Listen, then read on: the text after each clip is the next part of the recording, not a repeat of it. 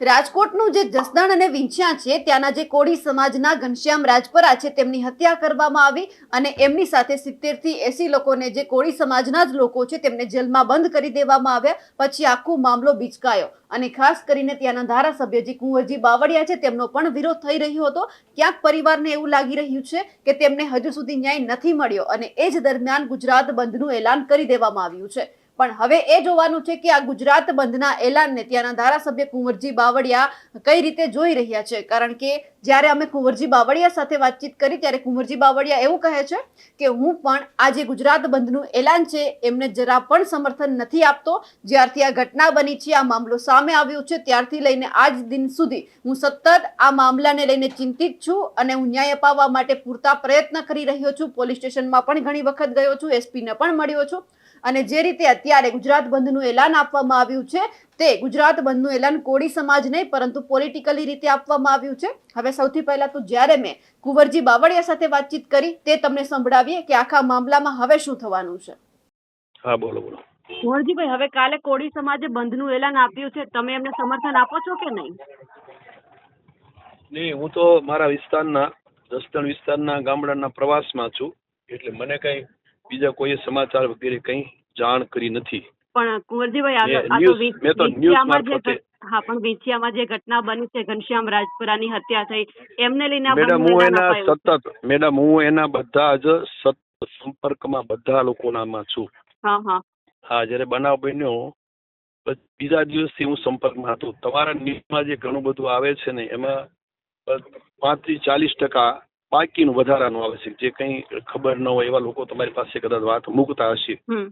હું બનાવ બન્યો ત્યારે રાત્રે 7:30 ત્યાં પોલીસ સ્ટેશનમાં પહોંચી ગયો હતો વિંછિયાના, બરાબર। એસપી, કલેક્ટર, બધા અધિકારીઓ સાથે સાંજે 7:30 મીટિંગ કરીને બધાને સૂચના જે આપવાની હતી એ આપી દીધી હતી અને એમાં જે કઈ મોટી સંખ્યામાં જે તે વખતે આ નામનો યાદી બનાવી હતી એમાંથી પણ આપણે કીધું કે આમાંથી તમને સીસીટીવી કેમેરામાં વગેરેમાં ન હોય એવા કોઈની ધરપકડ આપણે કરવાની થતી નથી અને એના જ અનુસંધાને બાકીના જે પકડાઈ ગયા હતા એ રહ્યા અને જે નામની યાદી એફઆઈઆરમાં હતી એટલા જ રહ્યા। બાકીના કોઈ એક પણ નામ આપણે વધારાનું પછી સાબિતી વિના સીસીટીવી કેમેરામાં ઘા કરતો એવું જોવા મળે ને એ સિવાય કોઈને પકડવાના, બૈરાવ સહિતનાને કોઈને પકડવાના નથી એવી સૂચનાઓ પણ તે દિવસે પોલીસ 3 વખત તો કન્ટિન્યુ પોલીસ સ્ટેશનને બધાને હારે રાખીને જઈ આવ્યો છું। એટલે આપણી પાસે મેસેજ આવે છે ને ઘણા બધા પોલિટિકલી આવે છે। તો પણ તમે ન્યાય અપાવવા હવે શું કરશો? ક્યાં આ ઘનશ્યામભાઈને ન્યાય હજુ મળ્યો નથી, હવે એના પરિવારે જ એવું કીધું છે કે અમે ગુજરાત બંધનું એલાનને સમર્થન આપીએ છીએ, તો એમને એવું લાગે છે કે હજુ ન્યાય નથી મળ્યો? મને ખબર નથી મેડમ, એના પરિવારે આપણને મારો સંપર્ક નથી કર્યો। હું તો એના ઘરે જઈ આવ્યો છું। હું એના ઘરે લૌકિક જઈ આવ્યો ત્યારે કહી આવ્યો, બીજું મારા જેવું કઈ કામ હોય તો કીજો। તો પણ પછી જ્યાં 70 થી 80 લોકો હજુ જેલમાં છે એ ક્યારે બહાર આવશે? કયું? આ 70 થી 80 લોકો હજુ જેલમાં છે ને, પથ્થર મારો થયો ને?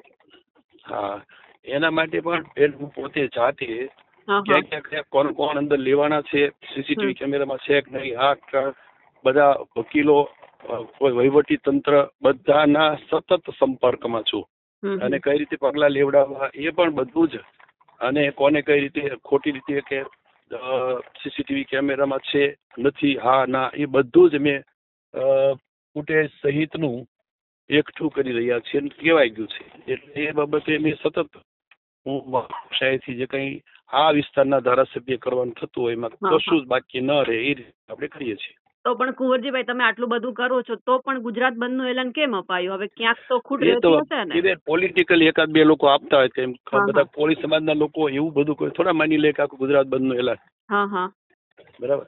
1-2 લોકો જે લોકો આપે છે ગુજરાત બંધનું એલાન, એનો હિસ્ટ્રી પણ આપણે તપાસવો જોઈએ। આપ જોઈ લો એમનો હિસ્ટ્રી। કુંવરજીભાઈ, આપનો ખૂબ ખૂબ આભાર। તમે જે રીતે કુંવરજી બાવળિયાને સાંભળ્યા અને કહી રહ્યા છે કે હું આ જે બંધનું એલાન આપવામાં આવ્યું છે એમને સમર્થન નથી આપતો પરંતુ ન્યાય છે તે ચોક્કસ અપાવીને રહીશ। તમને શું લાગે છે અમારા અહેવાલને લઈને કમેન્ટ કરીને ચોક્કસથી જણાવજો। સાથે જ અમારી નિર્ભય ન્યૂઝ ચેનલને લાઇક, શેર અને સબસ્ક્રાઇબ કરવાનું ભૂલશો નહીં। નમસ્કાર।